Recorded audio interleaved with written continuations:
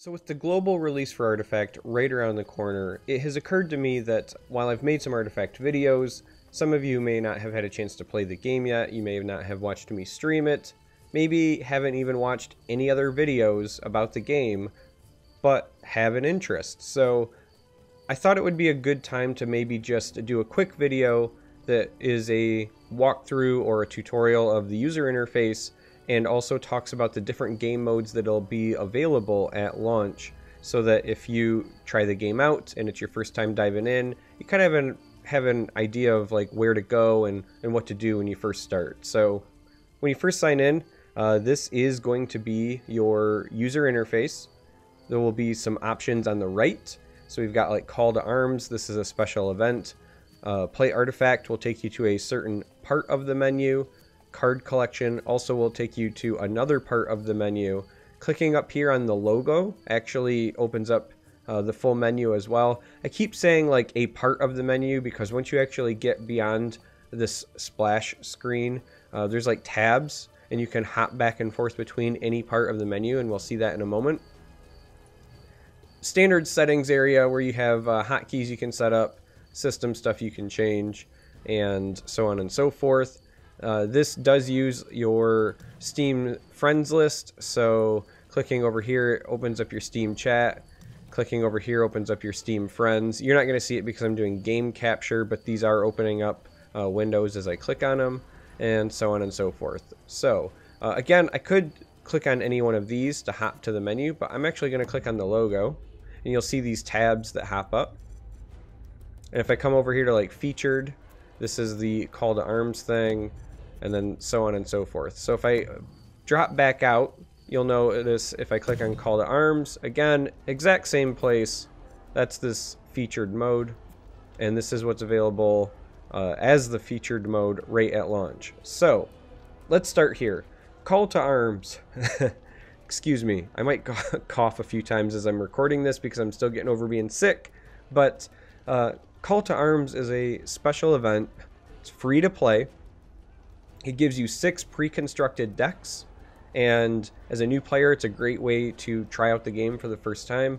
You essentially pick any one of these decks, so you can pick the deck based on clicking around, and then you hit start, and you basically play as many times as you can without losing. So you'll notice that I've got a best completed win streak of 3. That's because the very first night that the game was in like launch for us to stream it, I did a quick run. I went 3-1, so my streak was 3, and then the 1 made me drop out. But there's a green black deck, mono green, green red, mono red, red blue, and blue black. So a lot of stuff to kind of pick and choose. There's the cough again.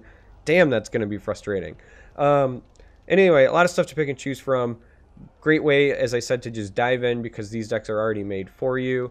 I would highly recommend, if you've not played the game at all, give this multiple tries so you can try out different decks, so on and so forth. So next tab is solo play, and right now the only solo mode is against bots. We might get more in the future, we don't know, but right now it's just bot matches, and you pick one of your decks. You also can choose what deck your opponent is playing. You can choose whether you want turn timers on or not. And then once you've loaded in, man, that cough's frustrating. Once you've loaded in, you can go ahead and hit play. Fair enough, right? Social play. Social play is essentially stuff that you want to do with friends or to make friends. So you have this open play where you can create an open game, and then anybody can drop into your open game. Right? Fair enough. You create open game. You can give it a description. You can maybe invite some of your friends from Steam chat. Create the game. People can drop in. You can challenge a friend directly. Similar to open play, but nobody can just drop in to the lobby. This is you directly challenge people. And tournaments. All right. This is one of the coolest things about Artifact, in my opinion, and that's the ability for anybody to kind of just stand up their own tournament. You give it a name, you can even give it a message if you want. You can choose bracket, Swiss, Advanced setup also allows for seeding players. You can set your max players anywhere between 4 and 128. You can choose to have it be registered constructed, unregistered constructed, or registered Call to Arms draft is essentially just a draft tournament. The difference between registered and unregistered constructed is that a registered constructed tournament means you pick one deck, you register that list, you play that deck through the entire tournament. Unregistered. That cough's going to annoy me. Unregistered means that you can switch decks in between rounds. The draft is literally everybody does a draft, you register that draft deck, and then you play that through. That's why it's only got the registered option. If you pick constructed, so you'll notice this kind of disappears if I pick the draft option, right? If you pick constructed, however, you can have it have default settings for your deck builds, but you can also play commons only, commons and uncommons only, mono color only, or mono, if that's the way you pronounce it. 4 color decks only, or Call to Arms event, meaning those 6 pre-constructed decks from the Call to Arms event mode. And finally, for your series, you can say best of 1, best of 3, best of 5, and this is here regardless of whether you pick draft or constructed. So that's a pretty cool tournament mode, in my opinion. When you create a tournament, it'll also give you a URL, and you can use that to share with people. So you can like send somebody a hot link, and if they've got the game running, clicking on that link will just drop them right into the tournament. It's very easy to share, very easy to get up and running. I'm a big fan of their in-game tournament client.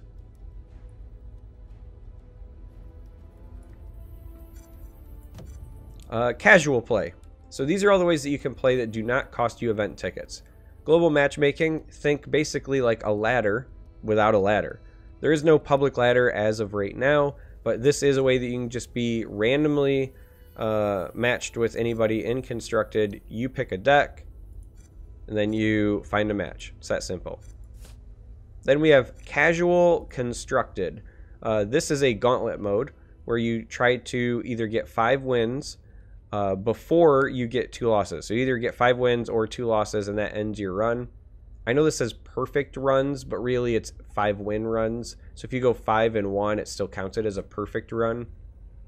I know there's a bit of a discrepancy there because perfect makes it sound like you went 5 and 0, but nonetheless, that's what this means. So this is just a casual constructed gauntlet. As you may have guessed, casual phantom draft is the exact same thing, but with drafting. So you play till you either get 5 wins or 2 losses in a draft format. Again, these are casual, so these do not cost you event tickets to enter and play. So expert play is the opposite of that. All of the expert options require event tickets. So event tickets are something that you can purchase with real money. You'll also get some as part of your starter bundle, and as we'll see in a little bit when I go over the collection manager, you can also recycle cards into event tickets. But expert constructed is a gauntlet just like your casual play gauntlet. Exact same rules. However, this one costs 1 event ticket, but there are rewards. If you get to 3 wins, you get your event ticket back. If you get to 4 wins, you get your ticket back and you earn a pack. If you get to 5 wins, you get your ticket back and you earn 2 packs. That's a great way to earn some packs. Also, same thing, even though it says perfect runs, if you go 5 and 1, it will count as a perfect run. You're going to notice as I go through these, I don't have any perfect runs because I haven't been playing very much. I've been very ill, hence the coughing throughout this and throughout some of my other videos that will come out soon. I'm doing my best to power through it, but yeah, just haven't been playing much. Phantom draft, again, same thing as your casual version. This is 5 wins or 2 losses. Reward structure basically the same.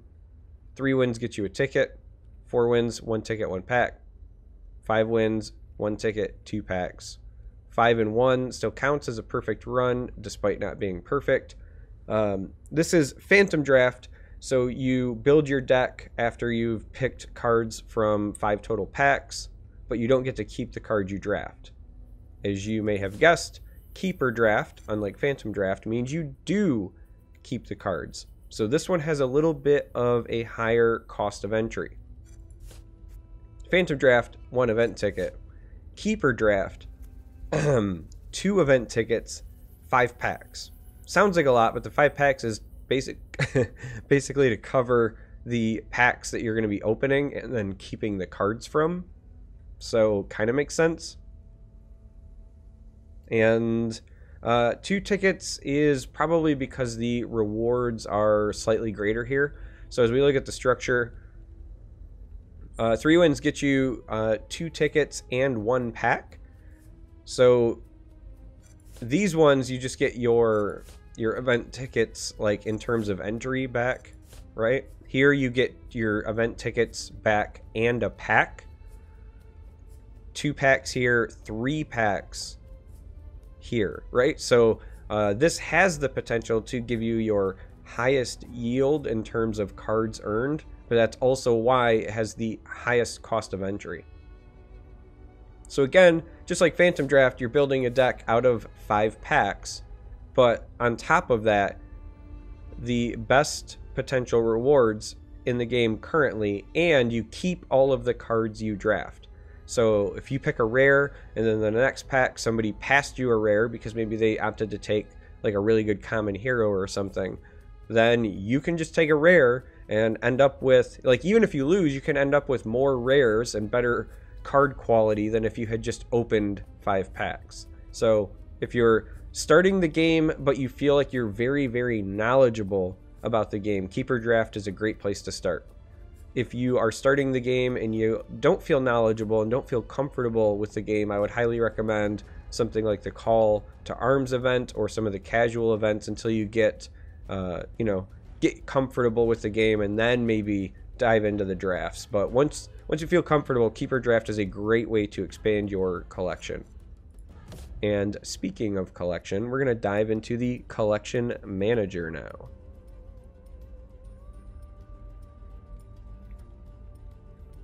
Alright, so the Collection Manager has a spot for you to open packs. I don't have any packs right now, or they'd be glowing down here. Then we've got our build decks. Buy cards and sell cards are currently grayed out because the market will not be available until global launch. And then recycle cards, which we'll talk about in a minute. So it'll, by default, show you all the cards you own and all the colors. And then we have all these cool filters, right? So like if I want to just see my green cards, I can do that. If I want to see green cards but include unowned ones, we can do this, right? Like you would expect. Similarly, if I want to see like only red cards, but I also just want to see creeps, these are here. If I add spells, then I see both, right? And then I can take away creeps and just see spells. Same thing with improvements. You can see items this way as well. You can see just heroes if you want. You can do different sorts by cost, color, name, and type.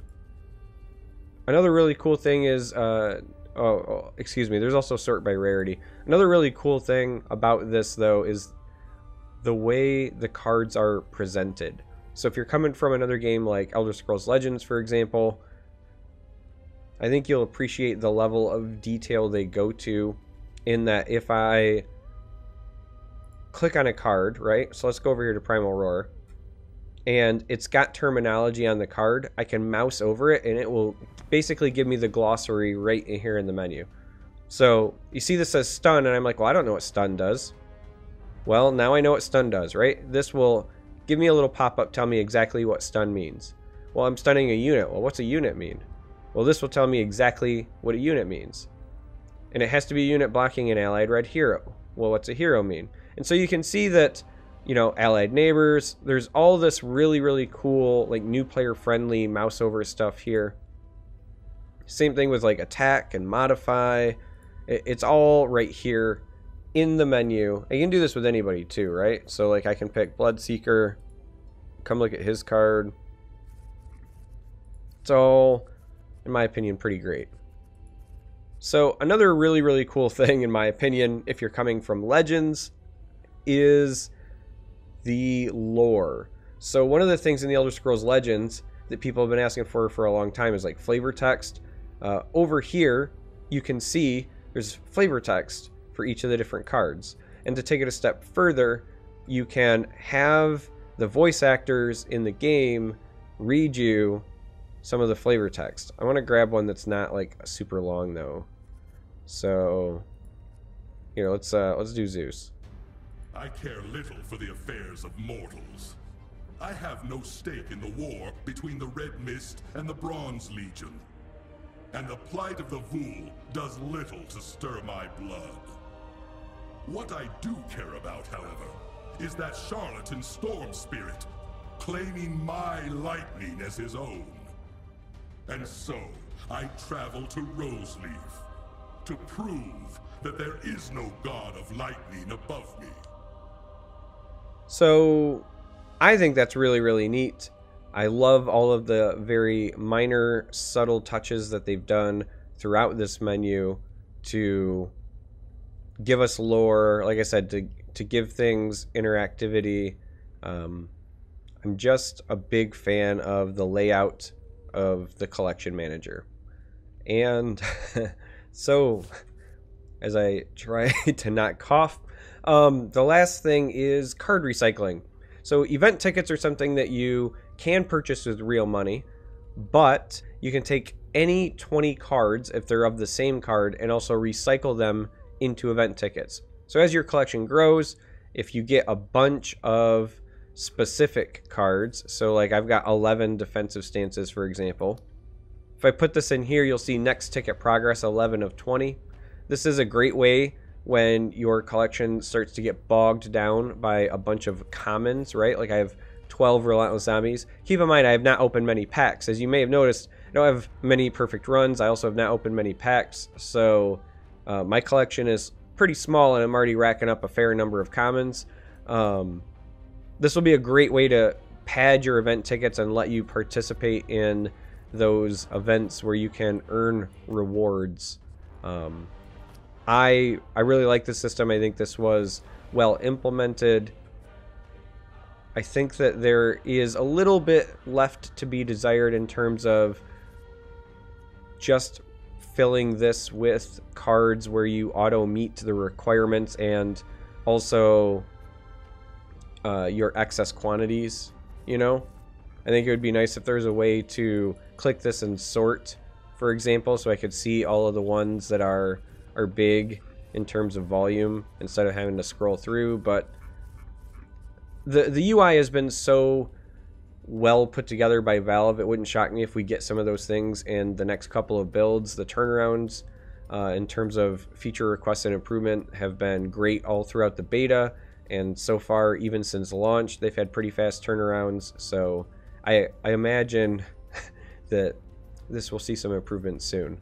And that is it for the UI. So again, I kind of covered all the different modes. If you're diving right in, you can check out Call to Arms if you want to get some games under your belt right away. If you've been watching a lot of videos, watching a lot of content, you feel like, hey, I've got enough knowledge, then Keeper Draft is a great place to grow your collection. Maybe you don't want to dive right into Keeper. Maybe you want to do like one Phantom Draft first. That's fine as well. But this was the UI, and if you made it this far, I guess thanks for watching. I really appreciate it. Thanks for dealing with me coughing in this video and likely in my other videos that'll be releasing around the same time, because I'm recording all of these while I'm sick. But I couldn't delay them because I'm going to be traveling. But again, by the time this is out, I'll be in Ukraine getting ready to cast the WePlay tournament in Kiev. So yeah, thanks for watching. Until next time, love you guys.